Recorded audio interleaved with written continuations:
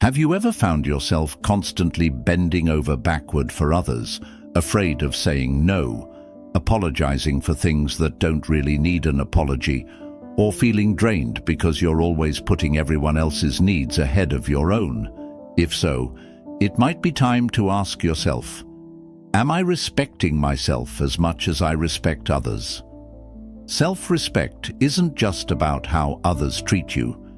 It's about how you treat yourself. It's about knowing your worth, setting boundaries, and standing up for what you need without guilt or hesitation.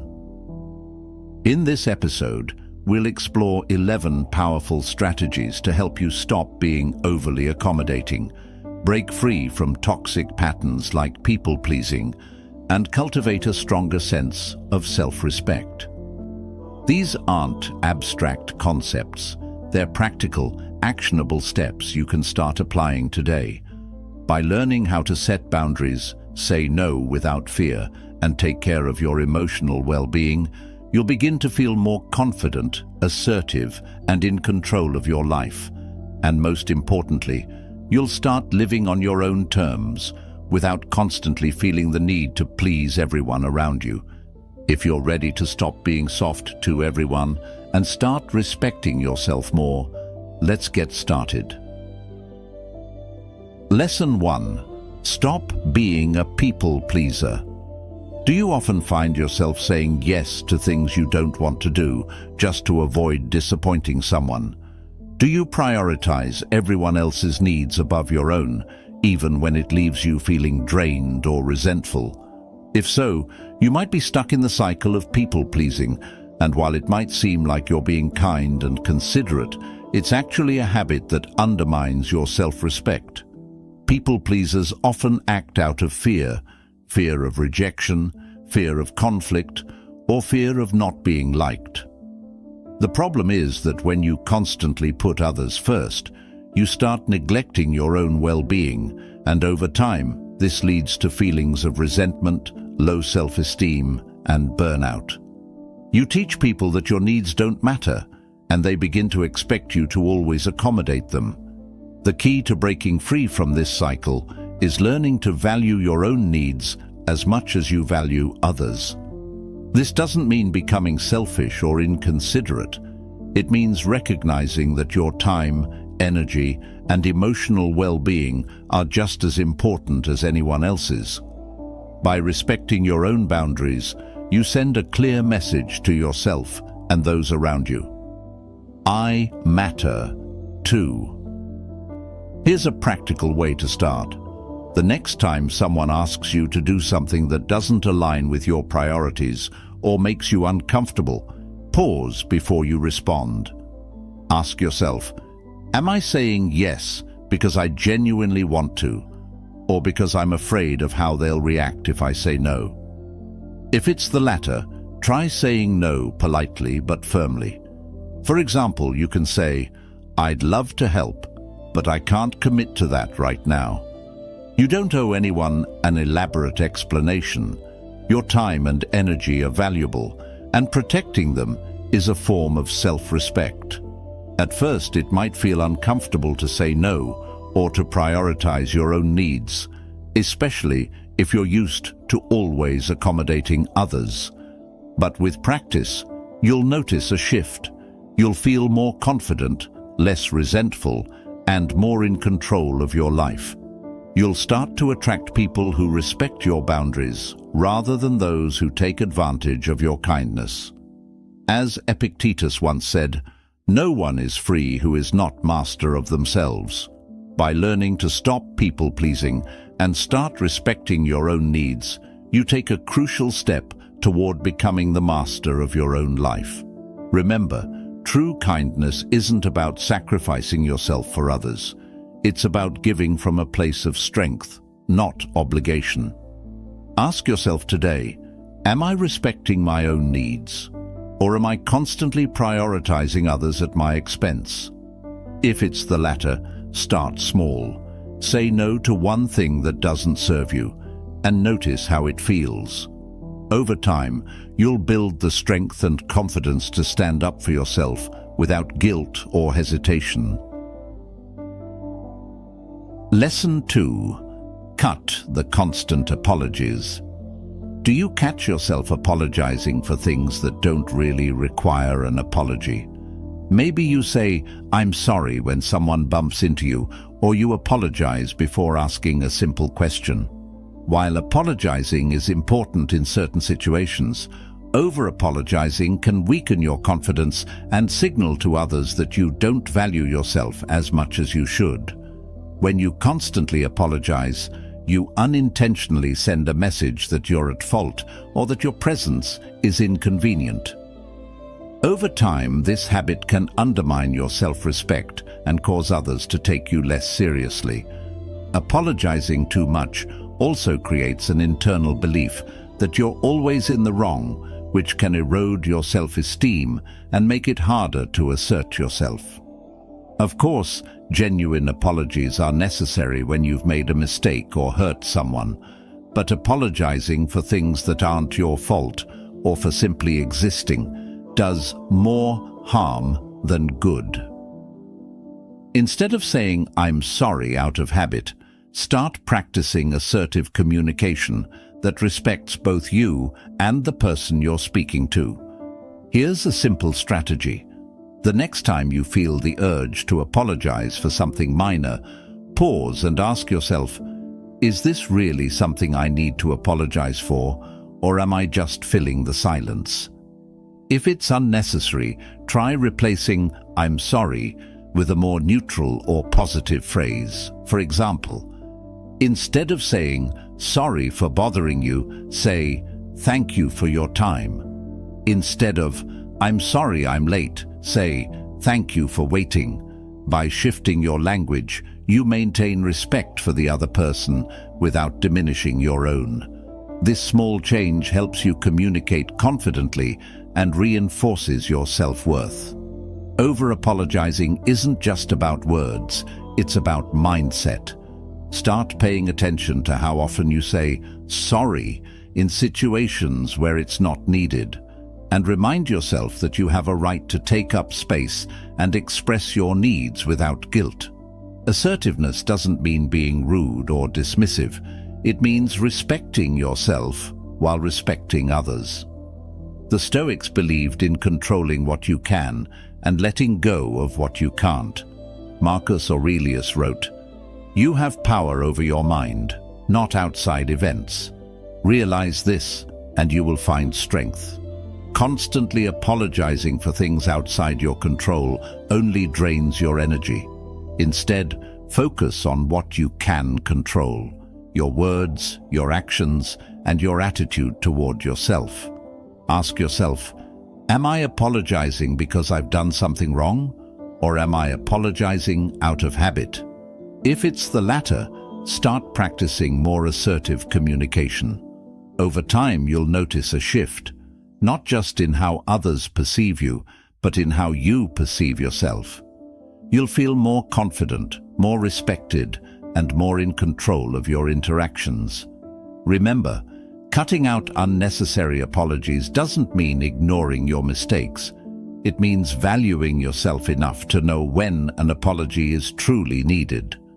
By doing so, you'll strengthen your self-respect and communicate in a way that reflects your true worth. Lesson 3. Set boundaries and own your space. Have you ever said yes to something you didn't want to do, just to avoid conflict or disappointing someone? Or perhaps you felt uncomfortable in a situation but stayed silent because you didn't want to appear difficult? If so, it's likely that you need to work on setting boundaries, an essential skill for protecting your self-respect. Boundaries are the invisible lines that define what's acceptable and unacceptable in your life. They help you protect your time, energy, and emotional well-being. Without clear boundaries, you end up feeling drained, resentful, and overlooked because you're constantly giving more than you should. Setting boundaries isn't selfish, it's an act of self-respect. It shows others that you value yourself and won't tolerate behavior that compromises your well-being. One of the biggest misconceptions about setting boundaries is that it's about pushing people away or being harsh. In reality, boundaries are about mutual respect, respecting yourself enough to communicate your needs and respecting others enough to be clear with them. Healthy boundaries create stronger, more balanced relationships because they prevent misunderstandings and resentment. Here's a simple way to start. Identify one area in your life where you feel your boundaries are being crossed. It could be at work, with friends, or even with family. Once you've identified it, think about what behavior you're uncomfortable with and how you can assert your boundary in a calm, respectful way. For example, if a colleague regularly interrupts your work with non-urgent requests, you could say, "Kanti, I'm happy to help, but I need to finish this task first. Can we discuss it later?" If a friend always expects you to be available, you might say, "I care about you, but I also need time for myself. I won't always be able to say yes." At first, setting boundaries might feel awkward or even scary, especially if you're used to putting others' needs first. But over time, you'll notice something powerful. People will start to respect you more because you respect yourself. Those who genuinely care about you will appreciate your honesty, and those who don't may drift away, making room for healthier relationships. Another important aspect of setting boundaries is learning to say no without guilt. Many people fear that saying no will make them seem rude or unkind. But in reality, saying no when something doesn't serve you is an act of self-care. You don't have to explain or justify your no. Sometimes a simple, polite, "I can't right now," is enough. The Stoics believed in the importance of guarding one's mind and energy. Epictetus said, "No great thing is created suddenly. By setting boundaries, you're creating space for what truly matters in your life, whether it's personal growth, meaningful relationships, or simply peace of mind." Here's something to reflect on. Where in my life am I saying yes when I really want to say no? Choose one instance where you can start practicing boundaries this week. It might feel uncomfortable at first, but remember, setting boundaries is a skill, and like any skill, it gets easier with practice. Remember, you're not responsible for how others react to your boundaries. You're responsible for your own well-being. By setting boundaries and owning your space, you're making a powerful statement. I value myself, and I won't compromise my self-respect for the comfort of others. And that's one of the most important steps you can take toward building lasting self-respect. Lesson 4. Put your emotional needs first. How often do you find yourself prioritizing everyone else's feelings while ignoring your own? Maybe you're always there to listen to a friend's problems, but when you're struggling, you keep it to yourself because you don't want to burden others. Over time, this habit of constantly putting others first can leave you feeling drained, unfulfilled, and even resentful. The truth is, putting your emotional needs first isn't selfish. It's essential for your well-being and self-respect. Many of us are taught from a young age to put others ahead of ourselves, but when taken to the extreme, this can lead to neglecting our own emotional health. Just as you can't pour from an empty cup, you can't be truly present for others if you're constantly running on empty. Prioritizing your emotional needs allows you to recharge, maintain balance, and approach relationships from a place of strength rather than exhaustion. Putting your emotional needs first doesn't mean ignoring others. It means learning to care for yourself so you can show up as your best self. This starts with practicing self-compassion. Instead of being overly critical of yourself when things go wrong, try treating yourself with the same kindness you'd offer a close friend. If you're feeling overwhelmed, give yourself permission to take a step back and rest. Self-compassion helps you build inner resilience and reinforces the idea that your well-being matters. Another key practice is identifying what you need emotionally. This might sound simple, but many people are so focused on others that they've lost touch with their own emotional needs. Take a moment to ask yourself, what do I need right now to feel better? Am I giving myself enough time to process my emotions? Am I surrounding myself with people who support my well-being? Once you've identified your needs, it's important to communicate them clearly. For example, if you're feeling overwhelmed and need space, you might say to a friend, "I care about you, but I need some time to recharge. Let's catch up later." Communicating your needs doesn't make you weak. It shows that you respect yourself enough to honor your emotional well-being. At first, prioritizing your emotional needs might feel uncomfortable, especially if you're used to putting others first. You might worry about seeming selfish or letting people down. But remember, when you take care of your emotional health, you're not only helping yourself, you're also creating healthier, more balanced relationships. People who truly care about you will respect your need to take care of yourself, and those who don't, well, they might not deserve the energy you've been giving them. The Stoics believed in maintaining inner balance and emotional clarity. Seneca wrote, "A mind that is too busy cannot think clearly." By prioritizing your emotional needs, you create space for clarity, growth, and true self-respect. Here's a simple exercise to try. The next time you feel emotionally overwhelmed, pause and take a few deep breaths. Then, write down how you're feeling and what you need in that moment. It could be as simple as taking a walk, journaling, or talking to someone you trust. This small act of tuning into your emotional needs helps you build the habit of prioritizing your well-being. Ask yourself, am I giving myself the same care and attention I offer to others? If not, it's time to start. Putting your emotional needs first isn't about being selfish. It's about respecting yourself enough to take care of your well-being. And when you do that, you'll find that you have more energy, clarity, and emotional strength to offer the world around you. Lesson 5. Don't fear rejection, embrace it. Rejection is something most of us dread. Whether it's being turned down for a job, feeling excluded by a friend, or hearing no when asking for something important, rejection can feel personal and painful. But fearing rejection can lead to a dangerous pattern.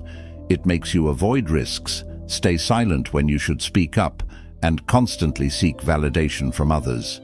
If you want to build self-respect, you have to learn to embrace rejection instead of fearing it. Why is rejection so powerful? Because on a deep level, it triggers the fear of not being enough. If they rejected me, maybe something's wrong with me. But here's the truth. Rejection is often more about the situation or the other person than it is about you. It doesn't define your worth or your potential. In fact, learning to handle rejection with grace is one of the greatest signs of personal strength and self-respect. When you stop fearing rejection, you free yourself to live more boldly. You stop making decisions based on what others might think and start prioritizing what's best for you. This shift allows you to take more risks, say no when something doesn't align with your values, and focus on opportunities that truly matter. Here's a mindset shift to help you embrace rejection. Instead of seeing rejection as failure, start seeing it as feedback. Every rejection teaches you something, whether it's about what doesn't work, what you need to improve, or simply that the situation wasn't right for you. For example, if you're turned down for a job, it might be an opportunity to reflect on your skills or look for a position that's a better fit. If a personal relationship ends, it might be a chance to evaluate whether it truly supported your well-being. Another way to embrace rejection is by exposing yourself to it intentionally. It might sound strange, but practicing rejection can reduce your fear of it. Try asking for small things you normally wouldn't, like asking for a discount at a store or requesting something unusual from a friend. When you practice hearing no in low-stakes situations, you build resilience and become less affected by it when it happens in more significant contexts. The Stoics believed in focusing on what's within your control. Epictetus taught that while you can't control how others respond to you, you can control how you respond to rejection. He said, "It's not what happens to you, but how you react to it that matters." By choosing to see rejection as part of life's process, you take away its power to hurt you and instead use it as fuel for growth. Here's something practical you can try. Think of one area in your life where fear of rejection is holding you back. Maybe it's asking for a promotion, sharing an idea, or expressing your feelings to someone. Challenge yourself to take that step, knowing that rejection is just one possible outcome and not the end of the story. Whether you're accepted or turned down, you'll gain confidence simply by taking action.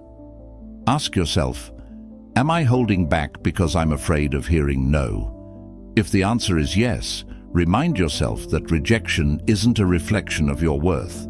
It's a part of life. The more you embrace it, the more self-respect you build, because you're no longer seeking approval to validate who you are. Remember, every successful person you admire has faced rejection. What sets them apart is their willingness to keep going despite it. When you stop fearing rejection and start embracing it, you open yourself up to new possibilities, and that's where true growth and self-respect begin. Lesson 6. Build confidence, one decision at a time. Confidence doesn't come from one big moment. It's built slowly, through the small decisions you make every day. Each time you make a clear decision, stand by it, and follow through, you're reinforcing a sense of self-respect. On the other hand, constantly doubting yourself, second-guessing your choices, or waiting for others to validate your decisions weakens your confidence and makes you dependent on external approval. Why is decision-making so closely tied to self-respect? Because when you make decisions for yourself, you're telling your mind, I trust my judgment and I'm capable of leading my own life. This internal trust is the foundation of confidence. Even when a decision doesn't lead to the desired outcome, standing by it teaches you that you can handle whatever comes your way. Many people struggle with confidence because they're afraid of making the wrong decision. But here's the truth. There's no such thing as a perfect decision. Every choice carries some level of uncertainty, and waiting for the right moment often leads to inaction. The key is to make the best decision you can with the information you have. Trust yourself and learn from the outcome. Here's how you can start building confidence through small decisions. 1. Practice making quick, low-stakes decisions. The next time you're faced with a simple choice, like what to eat for lunch or how to spend your free time, make a decision quickly and stick with it. 2. Stop overthinking every outcome. Instead of agonizing over whether you're making the right choice, remind yourself that every decision is an opportunity to learn and grow. 3. Follow through on your commitments. Confidence grows when you consistently keep the promises you make to yourself. If you decide to wake up earlier or start a new habit, following through reinforces your trust in your own abilities. Another powerful way to build confidence is by celebrating small wins. Many people overlook their progress because they're too focused on big, long-term goals. But confidence isn't built on major achievements alone. It's strengthened by recognizing every small step forward. When you acknowledge your small victories, You reinforce the belief that you're capable of making progress, even in difficult situations. The Stoics emphasized the importance of action over endless deliberation. Marcus Aurelius wrote, "Waste no more time arguing what a good man should be. Be one." In other words, confidence isn't something you wait to feel. It's something you cultivate by taking action, one step at a time. Here's a practical exercise. At the end of each day, write down one decision you made and followed through on, no matter how small. Reflect on how it made you feel. Over time, you'll start to see a pattern. Each small decision contributes to a growing sense of confidence and self-respect. Ask yourself, am I hesitating because I fear the outcome or because I don't trust myself? If it's the latter, start small. Make one decision today without asking for anyone else's input and stand by it. Even if the result isn't perfect, you'll feel stronger simply because you took action. Remember, confidence isn't something you're born with. It's something you build. And the best way to build it is by making small decisions, learning from them, and trusting yourself to keep moving forward. With every choice you make, you're reinforcing your self-respect and becoming the person who leads their life with clarity and confidence. Lesson 7. Communicate clearly and stand tall. Have you ever noticed how the way you communicate affects how others perceive you and how you perceive yourself? Whether it's the words you use, your tone of voice, or even your body language, clear and confident communication is a key component of self-respect. When you express yourself clearly, you send a message to both yourself and the world. I know my worth, and I'm not afraid to stand by it. Many people struggle with communication because they fear being misunderstood or judged. As a result, they downplay their opinions, soften their words, or add qualifiers like "I think" or "maybe" to avoid sounding too assertive.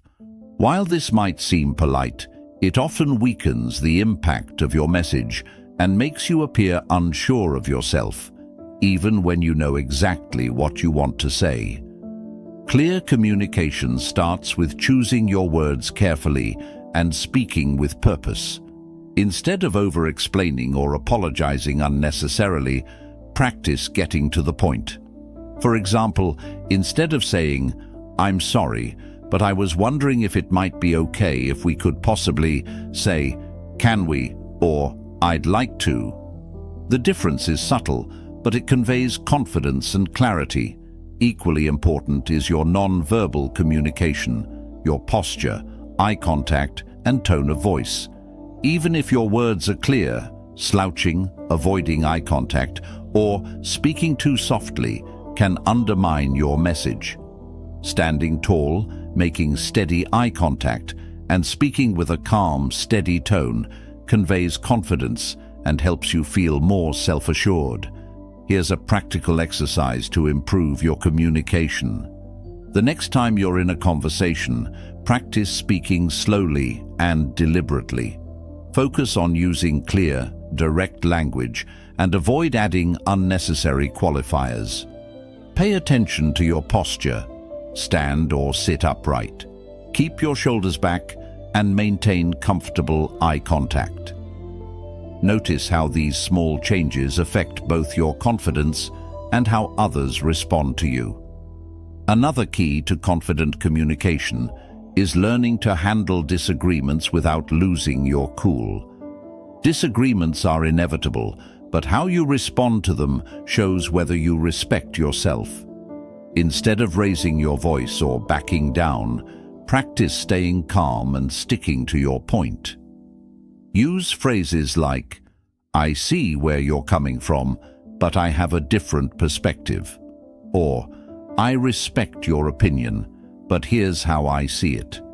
This approach shows that you're confident in your views while remaining respectful of others.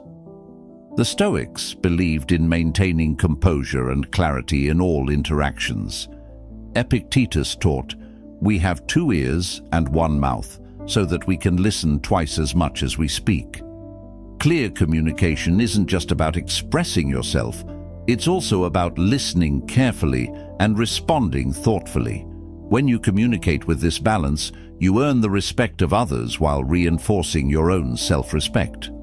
Ask yourself, am I communicating in a way that reflects my self-worth? If not, start by making small adjustments. Speak a little more clearly, stand a little taller, and listen a little more carefully. Over time, these habits will strengthen both your communication skills and your confidence. Remember, how you communicate shapes how others treat you, but more importantly, it shapes how you feel about yourself. By learning to speak clearly, listen thoughtfully, and stand tall, you build self-respect from the inside out. Confidence in communication isn't about being loud or forceful. It's about being clear, calm, and sure of your own worth. Lesson 8. Handle conflict without losing your cool. Conflict is inevitable. It's a natural part of life, whether it's a disagreement with a colleague, a misunderstanding with a friend, or a clash of opinions with a family member. The key to self-respect isn't avoiding conflict altogether, but learning how to handle it with composure, clarity, and confidence. When you manage conflict without losing your cool, you send a powerful message to both yourself and those around you. I respect myself enough to stay calm, and I respect you enough to engage constructively. Many people fear conflict because it triggers anxiety or discomfort. This fear often leads to 2 common reactions: aggression or avoidance. Aggression, raising your voice, blaming or attacking, may feel like you're standing up for yourself, but it damages relationships and leaves you feeling drained. Avoidance, staying silent or backing down to keep the peace, might prevent immediate tension, but it often leads to unresolved issues and diminished self-respect. The healthiest approach lies somewhere in between: assertiveness without aggression. Assertiveness means expressing your needs, boundaries, or perspective clearly and respectfully without escalating the situation. It's about standing your ground while remaining calm and open to dialogue. Here's how you can practice handling conflict assertively. 1. Stay calm and breathe. When you feel tension rising, take a moment to pause and breathe deeply. This helps calm your nervous system and gives you time to gather your thoughts before reacting impulsively. 2. Focus on the issue, not the person. Instead of blaming or attacking, focus on the specific behavior or situation. For example, say, "When X happened, I felt," instead of "you always." This keeps the conversation constructive and reduces defensiveness. 3.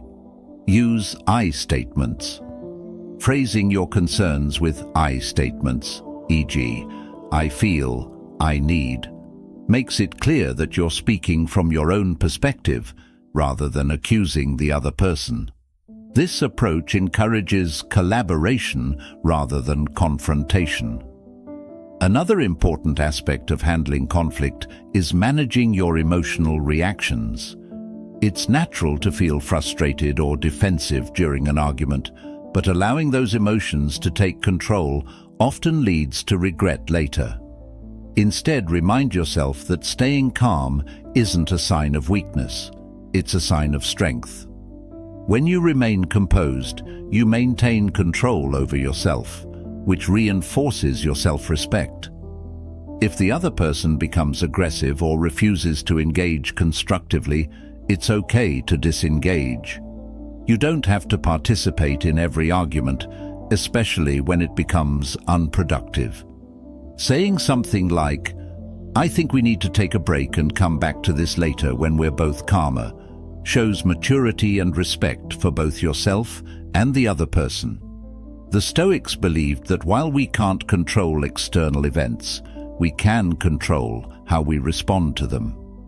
Marcus Aurelius wrote, "You have power over your mind, not outside events. Realize this, and you will find strength." Conflict is one of those external events you can't always avoid, but how you respond is entirely within your control. Here's something to try.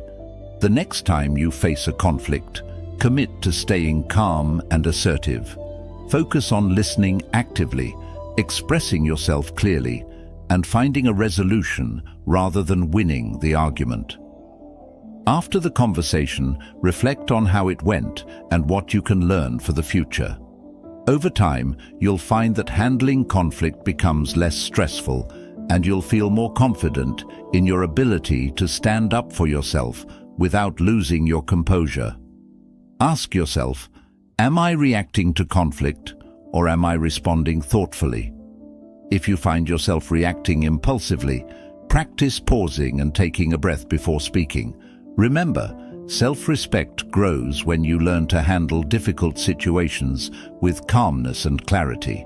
By mastering the art of conflict management, you not only protect your self-respect, but also earn the respect of those around you. Staying calm under pressure isn't just a skill. It's a form of self-care that strengthens your confidence, reinforces your boundaries, and helps you maintain inner peace. Lesson 9. Build healthy relationships that lift you up. Take a moment to think about the people in your life. Do they support your goals, respect your boundaries, and encourage you to grow? Or do they drain your energy and make you question your worth? The truth is, the quality of your relationships plays a huge role in your self-respect. Surrounding yourself with people who uplift you rather than tear you down helps you maintain a positive mindset and reinforces your sense of worth. Healthy relationships are built on mutual respect, trust, and support. When you're in the company of people who genuinely care about you, they encourage you to be your best self while respecting your individuality. In contrast, toxic relationships, those marked by manipulation, criticism, or disrespect, erode your confidence and make it harder to respect yourself. The first step to building healthier relationships is learning to identify what's healthy and what's toxic. Healthy relationships feel balanced. You're allowed to express your feelings and set boundaries without fear of judgment. Toxic relationships, on the other hand, often leave you feeling drained, anxious, or unappreciated. Here's how you can start improving the quality of your relationships. 1. Set clear boundaries. People who care about you will respect your limits. If someone consistently disregards your boundaries, it's a sign that the relationship may not be healthy. 2. Seek reciprocity. Healthy relationships are two-way streets. If you're always the one giving, whether it's time, energy, or emotional support, it's important to ask yourself whether the other person is truly contributing to the relationship. 3. Let go of toxic connections. This can be one of the hardest steps, especially if the person has been in your life for a long time. However, walking away from relationships that no longer serve you is a powerful act of self-respect. It doesn't have to be dramatic. It can be as simple as creating distance and prioritizing your well-being. Building healthy relationships isn't just about avoiding toxic people. It's also about nurturing positive connections. Spend time with people who inspire you, who listen without judgment, and who celebrate your successes without envy. These are the kinds of relationships that uplift you and help you grow into the best version of yourself. The Stoics believed in the importance of surrounding oneself with virtuous individuals. Seneca wrote, "Associate with those who will make a better man of you. Welcome those whom you yourself can improve. The process is mutual, for men learn while they teach." This philosophy reminds us that healthy relationships aren't just about receiving support. They're also about giving it in a way that promotes mutual growth. Here's something you can do today. Make a list of the 5 people you spend the most time with. Ask yourself, do these people make me feel valued and respected? Do they encourage my growth? If the answer is yes, consider how you can deepen those connections.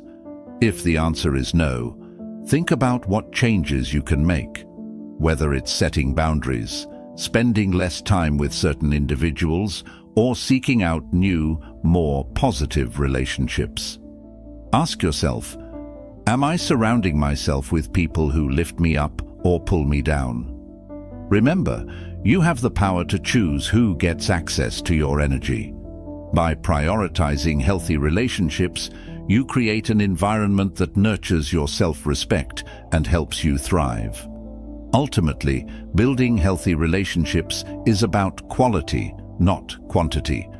It's better to have a few supportive, positive people in your life than a large group that drains you. Surround yourself with those who believe in you, respect your boundaries, and encourage your growth. And be that kind of person for others too.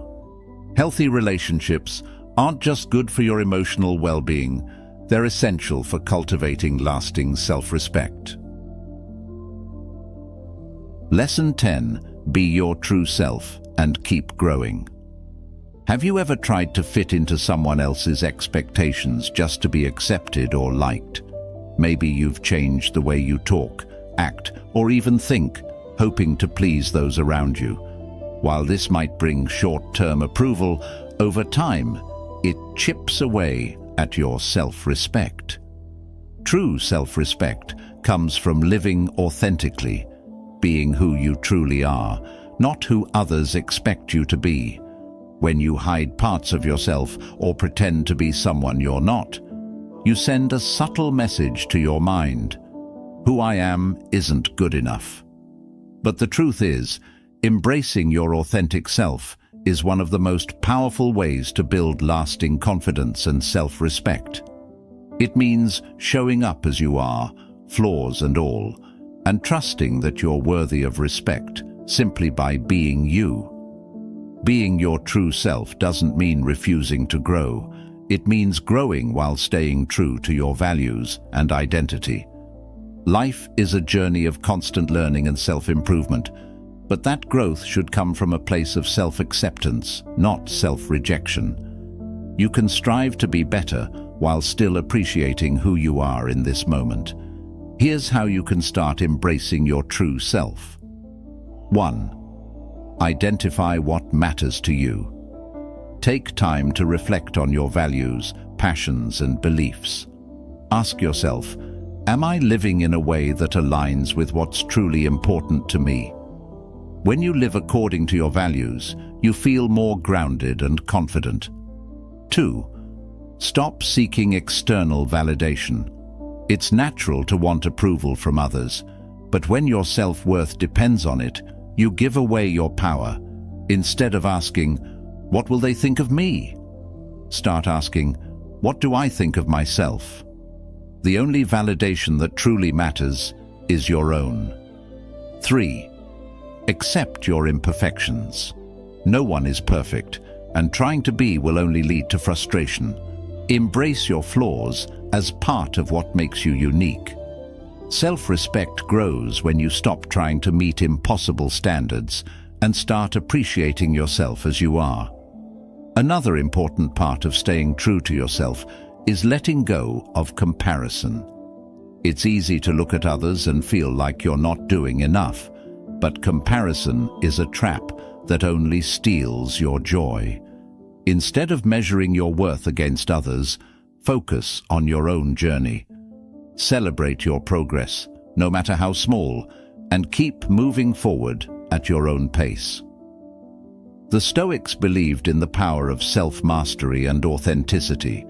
Marcus Aurelius wrote, "Waste no more time arguing about what a good man should be. Be one."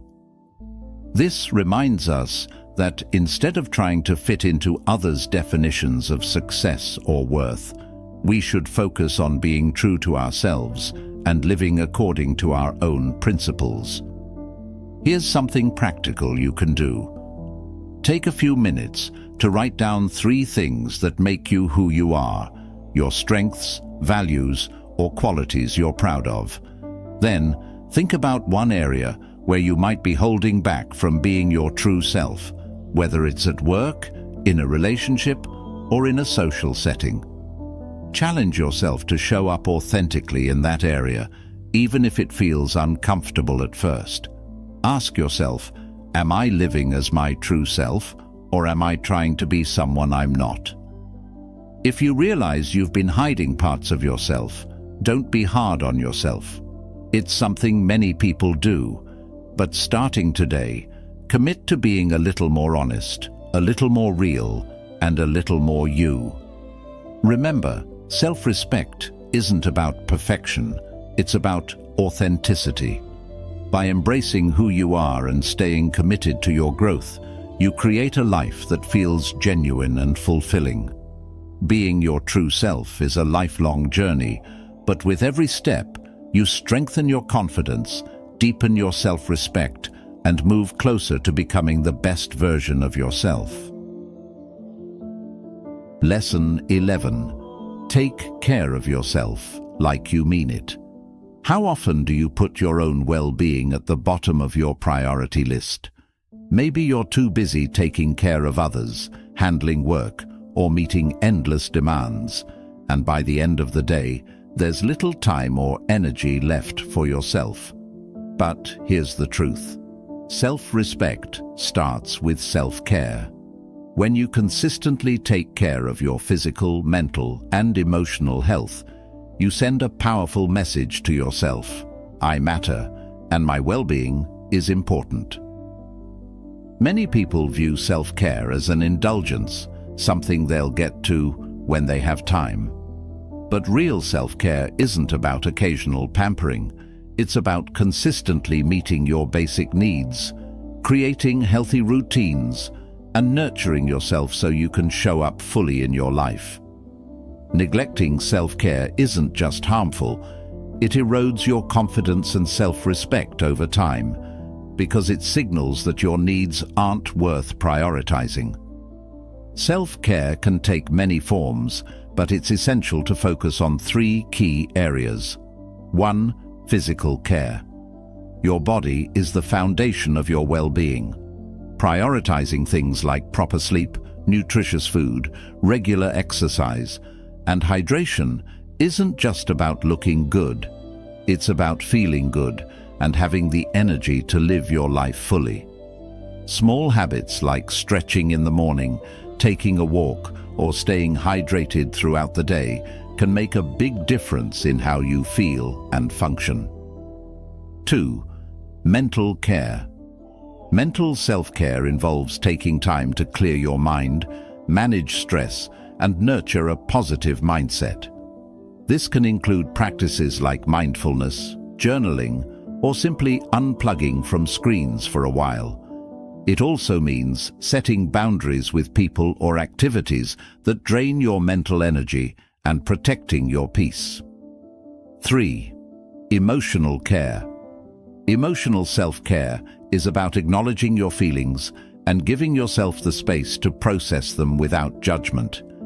It also means surrounding yourself with people who uplift you and learning to say no when something doesn't serve your well-being. Practicing self-compassion, being kind to yourself when things go wrong, is a key part of emotional self-care. Here's something important to remember. Self-care isn't selfish. It's what allows you to be your best self, both for yourself and for the people around you. You can't pour from an empty cup.